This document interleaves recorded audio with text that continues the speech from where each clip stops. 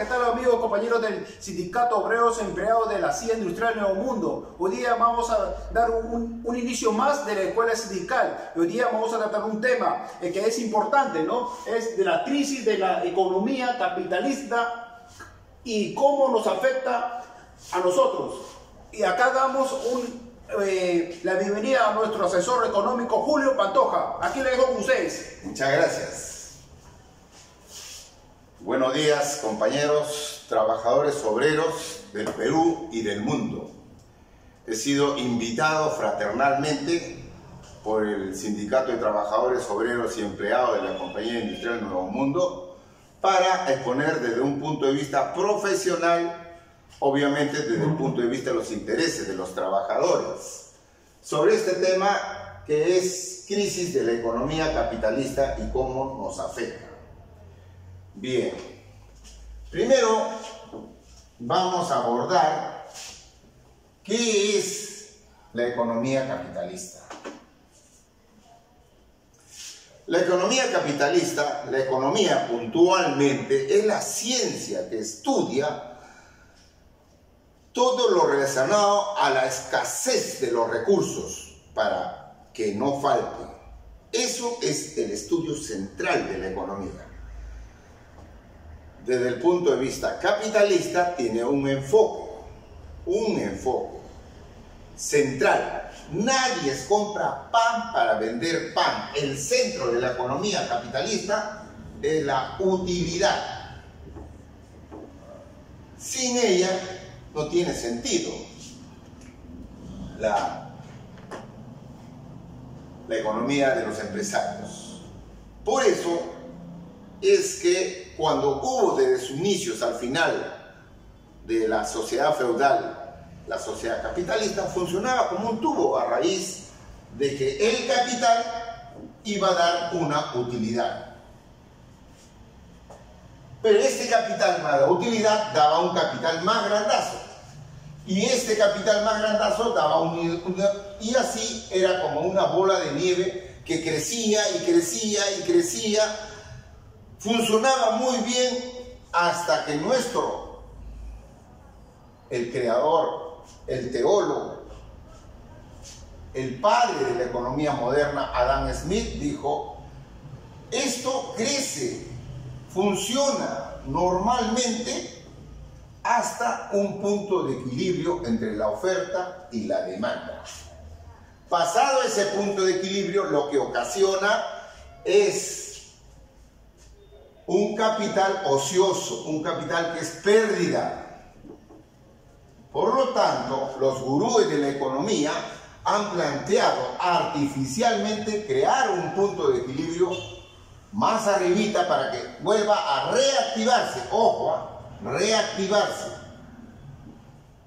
Hasta acá hay el funcionamiento normal, acá no, acá ya se reactiva. Este nuevo punto de equilibrio fue creado por Keynes, donde dijo: hay que dar a los trabajadores del Estado dinero, incluso los que no producen. Por ejemplo, la tropa. La tropa no produce, dicen que da un servicio, pero esa plata, al llegar a ellos, reactiva la economía. En el Perú tenemos casi 2 millones de trabajadores del Estado. Si esos trabajadores dejaran de recibir plata, el mercado se achica, ya sería un mal necesario ahora. Pero este también llegó a su tope y inventaron el tope de la maquinita de la escuela de Milton Friedman. Milton Friedman plantea de que a los trabajadores hay que darle un mayor ingreso para que con ese mayor ingreso del que esperaba, la economía se reactive. ¿Y dónde estaba la ganancia? La ganancia estaba donde los sueldos de los trabajadores iban por la escalera y los precios iban por el ascensor. En esta diferencia es lo que ellos ganaban su nueva utilidad. Pero esto trajo males como la inflación, la hiperinflación mundial. Recuerden ustedes en 1987 Alan García empezó a una maquinita y al final creó una hiperinflación. Y esos son los males que hereda el sistema capitalista. Pero, como todo tiene su techo, esa maquinita dio en todo momento fórmulas reseteadas por el Fondo Monetario Internacional.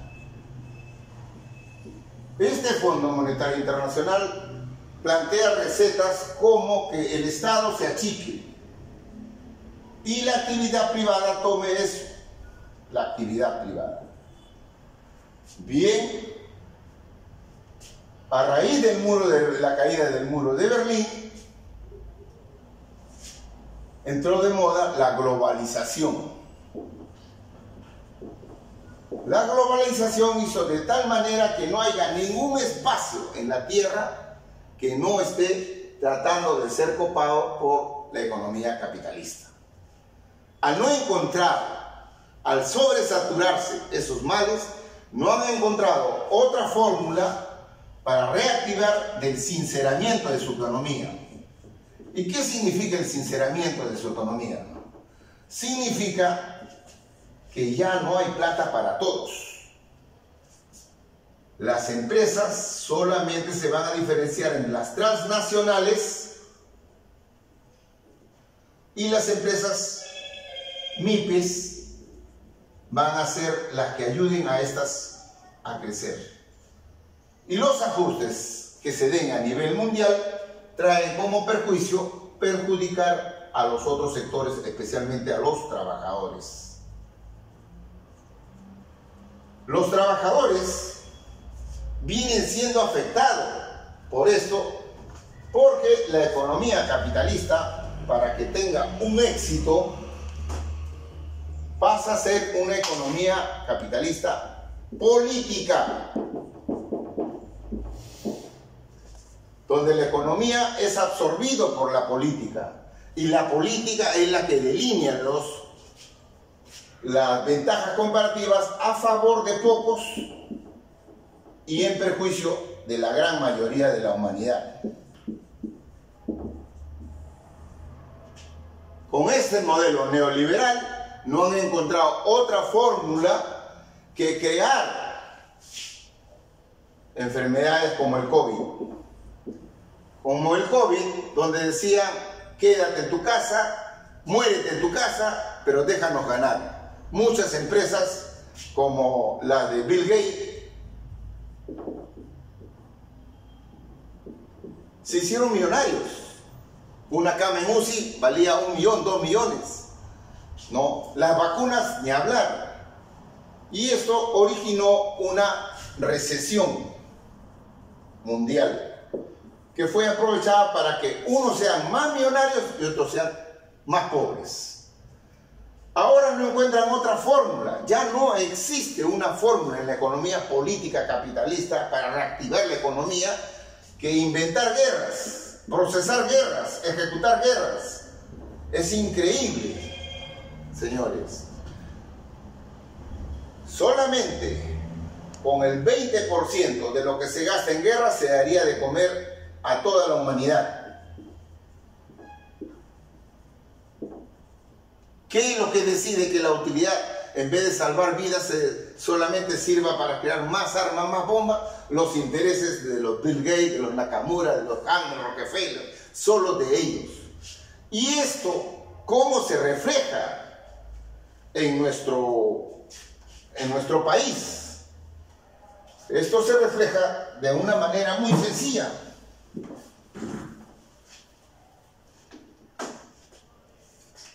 En el mundo entero, para ganar plata, hay que ser político y tener el control político. Entonces los empresarios a nivel mundial buscan el control del parlamento, buscan el control del gobierno, buscan el control de todo el Estado. ¿Para qué? Buscan el control de toda la prensa. Y si eso es insuficiente, busca el control de sectores amarillos, de sectores que le ayuden a esta política de reconvertir una economía capitalista, se reduce a reconvertir